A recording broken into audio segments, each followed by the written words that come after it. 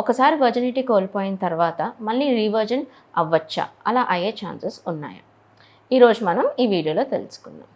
Generally ఒకసారి sexual intercourse అనేది అయిన తర్వాత మనకి ఏదైతే హైమన్ అంటే కన్నెపొర అని అంటామో అది జనరలీ టేర్ అవుతుంది because of sexual intercourse.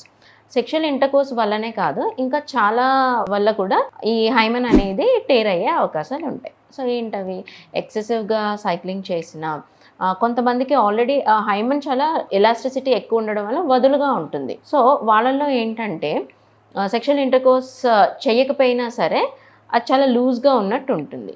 So ఇవి కొన్ని కాజెస్. కొన్ని కల్చరల్ ఆస్పెక్ట్స్గా ఏంటంటే ఫస్ట్ నైట్ అప్పుడు బ్లీడింగ్ అనేది అవ్వాలి, ఫస్ట్ టైం ఇలా సెక్స్ చేసుకున్నప్పుడు అనే దీంతో మా దగ్గరికి చాలామంది వస్తుంటారు. మాకు ఆల్రెడీ ఇలా సెక్షువల్ ఇంటర్కోర్స్ అయ్యింది, ఇప్పుడు మ్యారేజ్ ఫిక్స్ అవుతుంది, సో నాకు మళ్ళీ వర్జిన్గా అవ్వాలి అని చెప్పి. సో ఎస్, అలా చేయొచ్చు. ఎలా అంటే ఏదైతే కన్నెపొర ఉందో, ఆ హైమన్ ఉందో దాన్ని మేము రిపేర్ చేస్తామన్నమాట. ఈ ప్రాసెస్నే హైమనోప్లాస్టీ అని అంటాం. సో ఇది ఎంత టైం పడుతుంది, ఎనీ డేస్ హాస్పిటల్లో ఉండాలని తెలుసుకుందాం. జనరలీ ఇది డే కేర్ ప్రొసీజర్. వస్తారు, వితిన్ 20 minutesలో ఈ ప్రాసెస్ అయిపోతుంది.